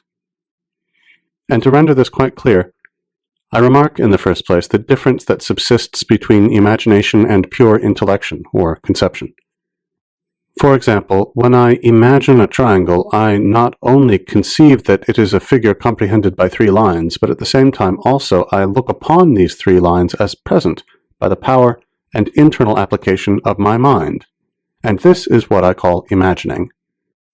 But if I desire to think of a chiliagon, I indeed rightly conceive that it is a figure composed of 1,000 sides, as easily as I conceive that a triangle is a figure composed of only 3 sides. But I cannot imagine the 1,000 sides of a chiliagon as I do the 3 sides of a triangle, nor, so to speak, view them as present with the eyes of my mind. And although, in accordance with the habit I have of always imagining something when I think of corporeal things, it may happen that in conceiving a chiliagon I confusedly represent some figure to myself, yet it is quite evident that this is not a chiliagon, since it in no wise differs from that which I would represent to myself if I were to think of a myriagon, or any other figure of many sides, nor would this representation be of any use in discovering and unfolding the properties that constitute the difference between a chiliagon and other polygons. But if the question turns on a pentagon, it is quite true that I can conceive its figure, as well as that of a chiliagon, without the aid of imagination. but I can likewise imagine it by applying the attention of my mind to its 5 sides, and at the same time to the area which they contain. Thus, I observe that a special effort of mind is necessary to the act of imagination, which is not required in conceiving or understanding, and this special exertion of mind clearly shows the difference between imagination and pure intellection. I remark besides that this power of imagination which I possess, in as far as it differs from the power of conceiving, is in no way necessary to my nature or essence, that is, to the essence of my mind. For although I did not possess it, I should still remain the same that I now am, from which it seems we may conclude that it depends on something different from the mind. And I easily understand that if some body exists, with which my mind is so conjoined and united as to be able, as it were, to consider it when it chooses, it may thus imagine corporeal objects, so that this mode of thinking differs from pure intellection only in this respect, that the mind in conceiving turns in some way upon itself, and considers some one of the ideas it possesses within itself, but in imagining, it turns toward the body, and contemplates in it some object conformed to the idea which it either of itself conceived or apprehended by sense. I easily understand, I say, that imagination may be thus formed, if it is true that there are bodies, and because I find no other obvious mode of explaining it, I thence, with probability, conjecture that they exist, but only with probability, and although I carefully examine all things, nevertheless I do not find that, from the distinct idea of corporeal nature I have in my imagination, I can necessarily infer the existence of any body. But I am accustomed to imagine many other objects besides that corporeal nature which is the object of the pure mathematics, as, for example, colors, sounds, tastes, pain, and the like, although with less distinctness, and inasmuch as I perceive these objects much better by the senses, through the medium of which, and of memory, they seem to have reached the imagination, I believe that, in order the more advantageously to examine them, it is proper I should at the same time examine what sense perception is, and inquire whether from those ideas that are apprehended by this mode of thinking, I cannot obtain a certain proof of the existence of corporeal objects. And, in the first place, I will recall to my mind the things I have hitherto held as true because perceived by the senses, and the foundations upon which my belief in their truth rested. I will, in the second place, examine the reasons that afterward constrained me to doubt of them, and, finally, I will consider what of them I ought now to believe. Firstly, then, I perceived that I had a head, hands, feet, and other members composing that body which I considered as part, or perhaps even as the whole, of myself. I perceived further that that body was placed among many others, by which it was capable of being affected in diverse ways, both beneficial and hurtful. And what was beneficial I remarked by a certain sensation of pleasure, and what was hurtful by a sensation of pain. And besides this pleasure and pain, I was likewise conscious of hunger, thirst, and other appetites, as well as certain corporeal inclinations towards joy, sadness, anger, and similar passions. And out of myself, besides the extension, figure, and motions of bodies, I likewise perceived in them hardness, heat, and the other tactile qualities, and, in addition, light, colors, odors, tastes, and sounds, the variety of which gave me the means of distinguishing the sky, the earth, the sea, and generally all the other bodies from one another. And certainly, considering the ideas of all these qualities which were presented to my mind, and which alone I properly and immediately perceived, it was not without reason that I thought I perceived certain objects wholly different from my thought, namely, bodies from which those ideas proceeded. For I was conscious that the ideas were presented to me without my consent being required, so that I could not perceive any object, however desirous I might be, unless it were presented to the organ of sense. And it was wholly out of my power not to perceive it when it was thus present. And because the ideas I perceived by the senses were much more lively and clear, and even, in their own way, more distinct than any of those I could of myself frame by meditation, or which I found impressed on my memory, it seemed that they could not have proceeded from myself, and must therefore have been caused in me by some other objects. And as of those objects I had no knowledge beyond what the ideas themselves gave me, nothing was so likely to occur to my mind as the supposition that the objects were similar to the ideas which they caused. And because I recollected also that I had formerly trusted to the senses rather than to reason, and that the ideas which I myself formed were not so clear as those I perceived by sense, and that they were, even for the most part, composed of parts of the latter, I was readily persuaded that I had no idea in my intellect which had not formerly passed through the senses. Nor was I altogether wrong in likewise believing that that body which, by a special right, I called my own, pertained to me more properly and strictly than any of the others. For in truth, I could never be separated from it as from other bodies. I felt in it, and on account of it, all my appetites and affections, and in fine, I was affected in its parts by pain and the titillation of pleasure, and not in the parts of the other bodies that were separated from it. But when I inquired into the reason why, from this I know not what sensation of pain, sadness of mind should follow, and why, from the sensation of pleasure, joy should arise, or why this indescribable twitching of the stomach, which I call hunger, should put me in mind of taking food, and the parchedness of the throat of drink, and so in other cases, I was unable to give any explanation, unless that I was so taught by nature, for there is assuredly no affinity, at least none that I am able to comprehend, between this irritation of the stomach and the desire of food, any more than between the perception of an object that causes pain, and the consciousness of sadness which springs from the perception. And in the same way, it seemed to me that all the other judgments I had formed regarding the objects of sense were dictates of nature, because I remarked that those judgments were formed in me before I had leisure to weigh and consider the reasons that might constrain me to form them. But afterward, a wide experience by degrees sapped the faith I had reposed in my senses, for I frequently observed that towers, which at a distance seemed round, appeared square when more closely viewed, and that colossal figures raised on the summits of these towers looked like small statues when viewed from the bottom of them.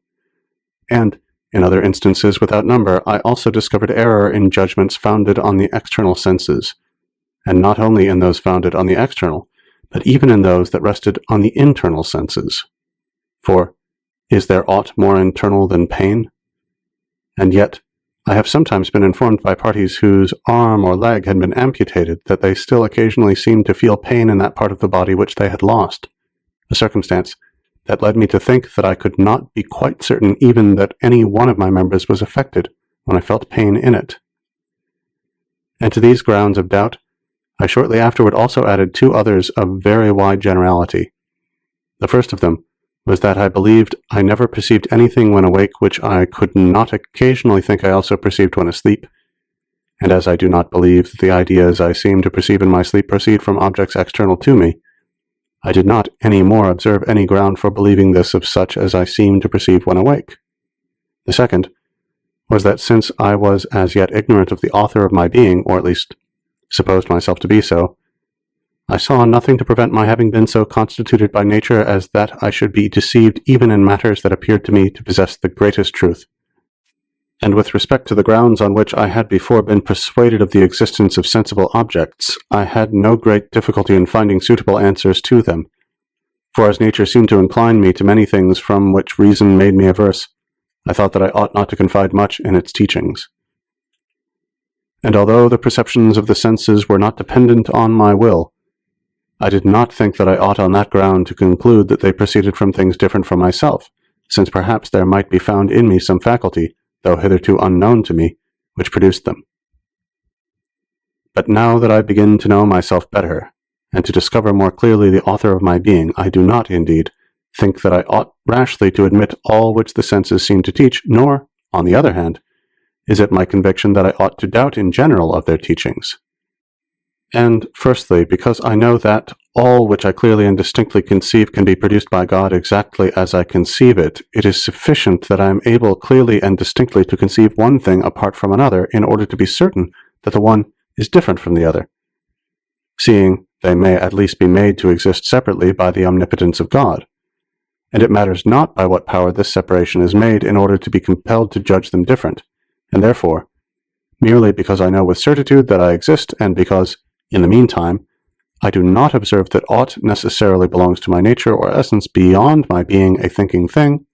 I rightly conclude that my essence consists only in my being a thinking thing, or a substance whose whole essence or nature is merely thinking.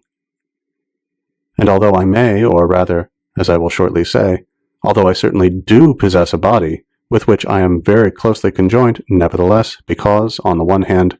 I have a clear and distinct idea of myself in as far as I am only a thinking and unextended thing, and, as on the other hand, I possess a distinct idea of body in as far as it is only an extended and unthinking thing, it is certain that I, that is, my mind, by which I am what I am, is entirely and truly distinct from my body, and may exist without it. Moreover, I find in myself diverse faculties of thinking that have each their special mode. For example, I find I possess the faculties of imagining and perceiving, without which I can indeed clearly and distinctly conceive myself as entire, but I cannot reciprocally conceive them without conceiving myself. That is to say, without an intelligent substance in which they reside, for in the notion we have of them, or to use the terms of their schools, in their formal concept, they comprise some sort of intellection, whence I perceive that they are distinct from myself as modes are from things. I remark likewise certain other faculties, as the power of changing place, of assuming diverse figures, and the like, that cannot be conceived and cannot therefore exist any more than the preceding, apart from a substance in which they inhere. It is very evident, however, that these faculties, if they really exist, must belong to some corporeal or extended substance, since in their clear and distinct concept there is contained some sort of extension, but no intellection at all. Further, I cannot doubt but that there is in me a certain passive faculty of perception, that is, of receiving and taking knowledge of the ideas of sensible things. But this would be useless to me if there did not also exist in me, or in some other thing, another active faculty, capable of forming and producing those ideas. But this active faculty cannot be in me in as far as I am but a thinking thing, seeing that it does not presuppose thought, and also that those ideas are frequently produced in my mind without my contributing to it in any way, and even frequently contrary to my will. This faculty must therefore exist in some substance different from me, in which all the objective reality of the ideas that are produced by this faculty is contained formally or eminently, as I before remarked, and this substance is either a body, that is to say, a corporeal nature in which is contained formally and in effect all that is objectively and by representation in those ideas, or it is God himself, or some other creature of a rank superior to body, in which the same is contained eminently. But as God is no deceiver, it is manifest that he does not of himself and immediately communicate those ideas to me, nor even by the intervention of any creature in which their objective reality is not formally, but only eminently contained. For as he has given me no faculty whereby I can discover this to be the case, but, on the contrary, a very strong inclination to believe that those ideas arise from corporeal objects, I do not see how he could be vindicated from the charge of deceit if, in truth, they proceeded from any other source or were produced by other causes than corporeal things, and accordingly, it must be concluded that corporeal objects exist. Nevertheless, they are not perhaps exactly such as we perceive by the senses, for their comprehension by the senses is, in many instances, very obscure and confused, but it is at least necessary to admit that all which I clearly and distinctly conceive as in them, that is, generally speaking, all that is comprehended in the object of speculative geometry, really exists external to me.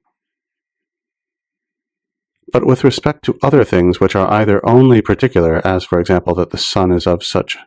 size and figure, etc., or are conceived with less clearness and distinctness,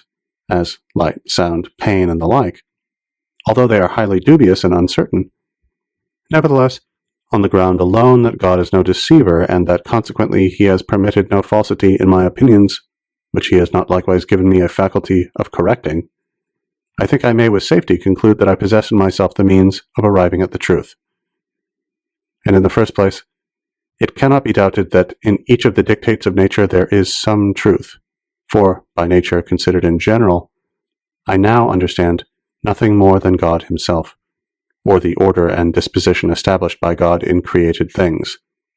And by my nature in particular, I understand the assemblage of all that God has given me.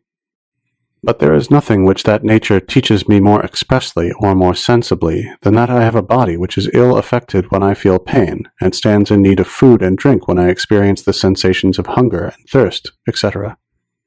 And therefore, I ought not to doubt but that there is some truth in these informations. Nature likewise teaches me by these sensations of pain, hunger, thirst, etc., that I am not only lodged in my body as a pilot in a vessel, but that I am besides so intimately conjoined and, as it were, intermixed with it, that my mind and body compose a certain unity. For if this were not the case, I should not feel pain when my body is hurt, seeing I am merely a thinking thing, but should perceive the wound by the understanding alone, just as a pilot perceives by sight when any part of his vessel is damaged. And when my body has need of food or drink, I should have a clear knowledge of this, and not be made aware of it by the confused sensations of hunger and thirst. For, in truth, all these sensations of hunger, thirst, pain, etc., are nothing more than certain confused modes of thinking, arising from the union and apparent fusion of mind and body. Besides this, nature teaches me that my own body is surrounded by many other bodies, some of which I have to seek after, and others to shun. And indeed, as I perceive different sorts of colors, sounds, odors, tastes, heat, hardness, etc., I safely conclude that there are in the bodies from which the diverse perceptions of the senses proceed certain varieties corresponding to them, although perhaps not in reality like them. And since, among these diverse perceptions of the senses, some are agreeable and others disagreeable, there can be no doubt that my body, or rather my entire self, in as far as I am composed of body and mind, may be variously affected, both beneficially and hurtfully, by surrounding bodies. But there are many other beliefs which, though seemingly the teaching of nature, are not in reality so, but which obtained a place in my mind through a habit of judging inconsiderately of things. It may thus easily happen that such judgment shall contain error. Thus, for example, the opinion I have that all space in which there is nothing to affect or make an impression on my senses is void. That in a hot body there is something in every respect similar to the idea of heat in my mind. That in a white or green body there is the same whiteness or greenness which I perceive. That in a bitter or sweet body there is the same taste, and so in other instances. That the stars, towers, and all distant bodies are of the same size and figure as they appear to our eyes, etc. But that I may avoid everything like indistinctness of conception, I must accurately define what I properly understand by being taught by nature. For nature is here taken in a narrower sense than when it signifies the sum of the things which God has given me, seeing that, in that meaning, the notion comprehends much that belongs only to the mind, to which I am not here to be understood as referring when I use the term nature, as, for example, the notion I have of the truth, that what is done cannot be undone, and all the other truths I discern by the natural light without the aid of the body, and seeing that it comprehends likewise much besides that belongs only to body, and is not here any more contained under the name nature as the quality of heaviness and the like, of which I do not speak, the term being reserved exclusively to designate the things which God has given to me as a being composed of mind and body. But nature, taking the term in the sense explained, teaches me to shun what causes in me the sensation of pain, and to pursue what affords me the sensation of pleasure, and other things of this sort.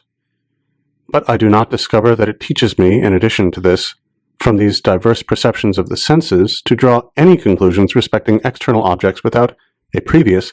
careful, and mature consideration of them by the mind. For it is, as appears to me, the office of the mind alone, and not of the composite whole of mind and body, to discern the truth in those matters. Thus, although the impression a star makes on my eye is not larger than that from the flame of a candle, I do not nevertheless experience any real or positive impulse determining me to believe that the star is not greater than the flame. The true account of the matter being merely that I have so judged from my youth without any rational ground. And though on approaching the fire I feel heat, and even pain on approaching it too closely,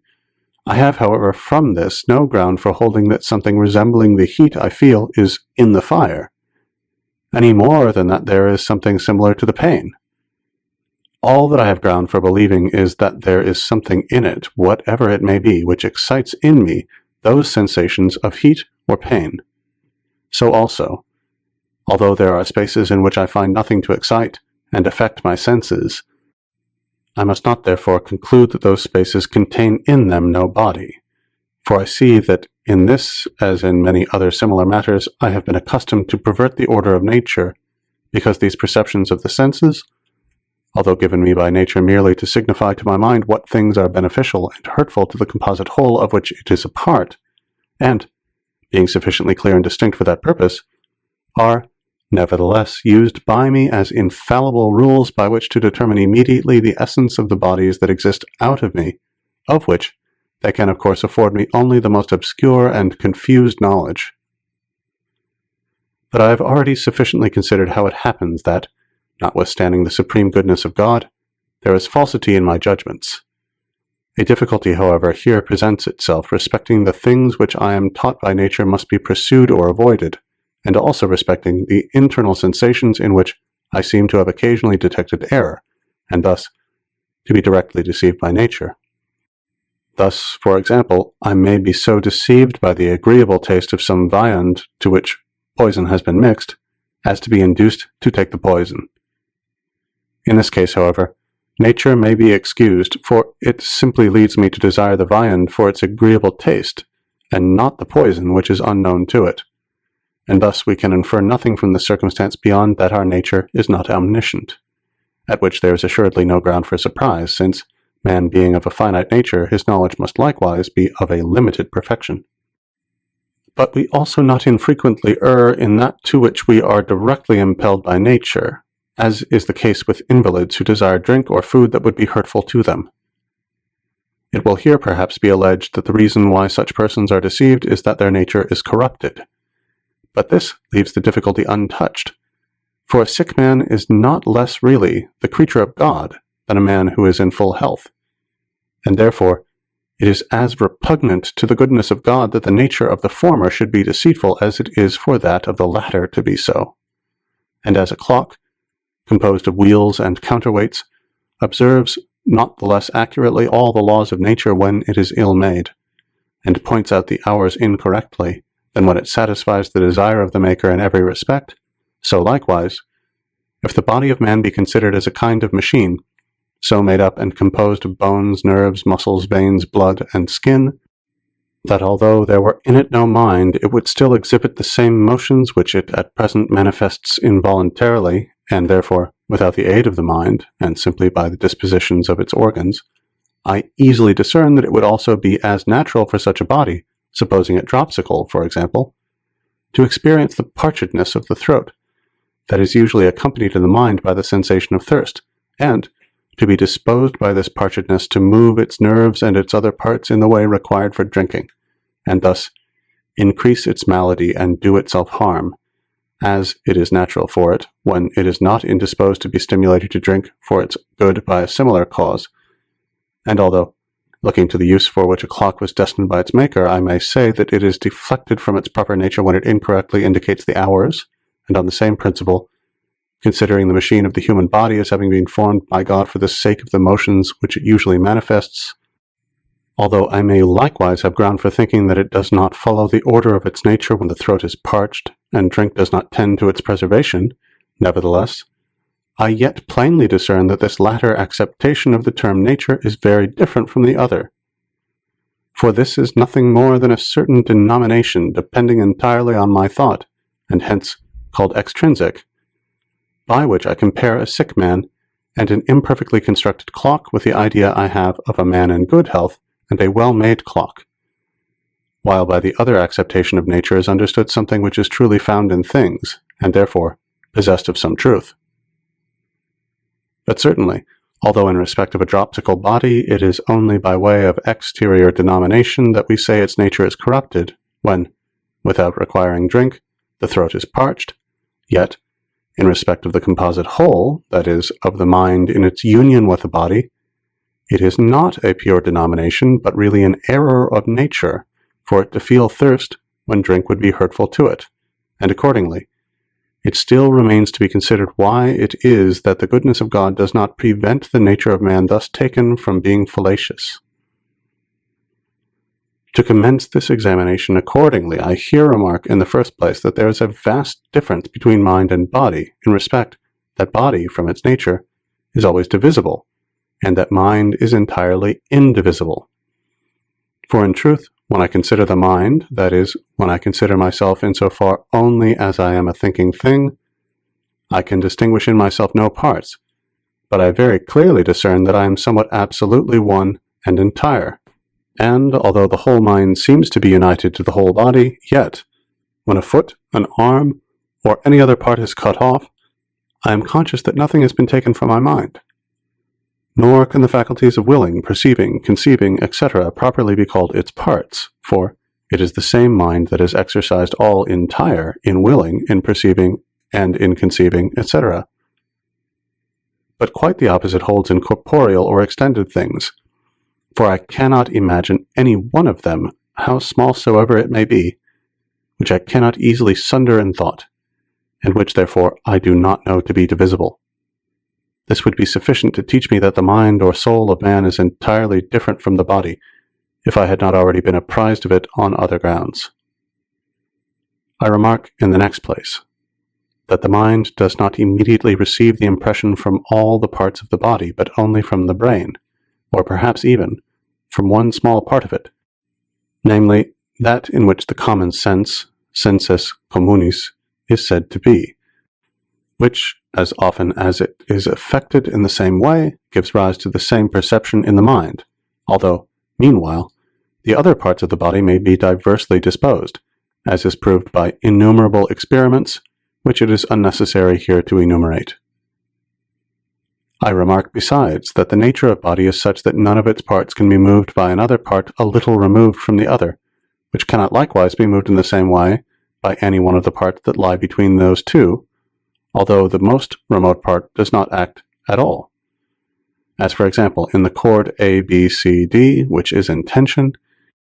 if its last part D be pulled, the first part A will not be moved in a different way than it would be were one of the intermediate parts B or C to be pulled, and the last part D, meanwhile, to remain fixed. And in the same way, when I feel pain in the foot, the science of physics teaches me that this sensation is experienced by means of the nerves dispersed over the foot, which, extending like cords from it to the brain, when they are contracted in the foot, contract at the same time the inmost parts of the brain in which they have their origin, and excite in these parts a certain motion appointed by nature to cause in the mind a sensation of pain, as if existing in the foot. But as these nerves must pass through the tibia, the leg, the loins, the back, and neck in order to reach the brain, it may happen that although their extremities in the foot are not affected, but only certain of their parts that pass through the loins or neck, the same movements, nevertheless, are excited in the brain by this motion as would have been caused there by a hurt received in the foot, and hence the mind will necessarily feel pain in the foot, just as if it had been hurt. And the same is true of all the other perceptions of our senses. I remark finally that as each of the movements that are made in the part of the brain by which the mind is immediately affected impresses it with but a single sensation, the most likely supposition in the circumstances is that this movement causes the mind to experience, among all the sensations which it is capable of impressing upon it, that one which is the best fitted, and generally the most useful for the preservation of the human body when it is in full health. But experience shows us that all the perceptions which nature has given us are of such a kind as I have mentioned, and accordingly, there is nothing found in them that does not manifest the power and goodness of God. Thus, for example, when the nerves of the foot are violently or more than usually shaken, the motion passing through the medulla of the spine to the innermost parts of the brain affords a sign to the mind on which it experiences a sensation, namely, of pain, as if it were in the foot, by which the mind is admonished and excited to do its utmost to remove the cause of it as dangerous and hurtful to the foot.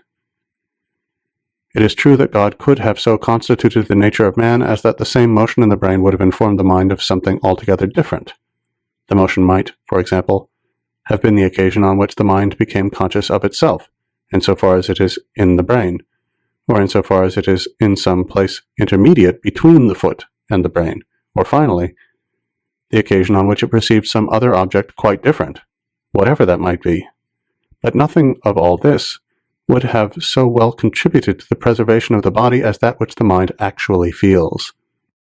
In the same way, when we stand in need of drink, there arises from this want a certain parchedness in the throat that moves its nerves, and by means of them the internal parts of the brain. And this movement affects the mind with the sensation of thirst, because there is nothing on that occasion which is more useful for us than to be made aware that we have need of drink for the preservation of our health, and so in other circumstances. Whence it is quite manifest that, notwithstanding the sovereign goodness of God, the nature of man, in so far as it is composed of mind and body, cannot but be sometimes fallacious. For, if there is any cause which excites, not in the foot, but in some one of the parts of the nerves that stretch from the foot to the brain, or even in the brain itself, the same movement that is ordinarily created when the foot is ill affected, pain, will be felt, as it were, in the foot, and the sense will thus be naturally deceived. For as the same movement in the brain can but impress the mind with the same sensation, and as this sensation is much more frequently excited by a cause which hurts the foot than by one acting in a different quarter, it is reasonable that it should lead the mind to feel pain in the foot rather than in any other part of the body. And if it sometimes happens that the parchedness of the throat does not arise, as is usual, from drink being necessary for the health of the body, but from quite the opposite cause, as is the case with the dropsical, yet it is much better that it should be deceitful in that instance than if, on the contrary, it were continually fallacious when the body is well disposed, and the same holds true in other cases. And certainly this consideration is of great service, not only in enabling me to recognize the errors to which my nature is liable, but likewise in rendering it more easy to avoid or correct them, for, knowing that all my senses more usually indicate to me what is true than what is false, in matters relating to the advantage of the body, and being able almost always to make use of more than a single sense in examining the same object, and, besides this, being able to use my memory in connecting present with past knowledge, and my understanding, which has already discovered all the causes of my errors, I ought no longer to fear that falsity may be met with in what is daily presented to me by the senses. And I ought to reject all the doubts of those bygone days, as hyperbolical and ridiculous, especially the general uncertainty respecting sleep, which I could not distinguish from the waking state. For I now find a very marked difference between the two states, in respect that our memory can never connect our dreams with each other and with the course of life, in the way it is in the habit of doing with events that occur when we are awake. And in truth, if someone, when I am awake, appeared to me all of a sudden, and as suddenly disappeared, as do the images I see in sleep, so that I could not observe either whence he came or whither he went, I should not without reason esteem it either a spectre or phantom formed in my brain rather than a real man. But when I perceive objects with regard to which I can distinctly determine both the place whence they come and that in which they are, and the time at which they appear to me, and when without interruption I can connect the perception I have of them with the whole of the other parts of my life, I am perfectly sure that what I thus perceive occurs while I am awake, and not during sleep. And I ought not in the least degree to doubt of the truth of these presentations if, after having called together all my senses, my memory, and my understanding for the purpose of examining them, no deliverance is given by any one of these faculties which is repugnant to that of any other. For since God is no deceiver, it necessarily follows that I am not herein deceived, but because the necessities of action frequently oblige us to come to a determination before we have had leisure for so careful an examination, it must be confessed that the life of man is frequently obnoxious to error with respect to individual objects, and we must, in conclusion, acknowledge the weakness of our nature. End Sixth Meditation. End Meditations on First Philosophy by René Descartes.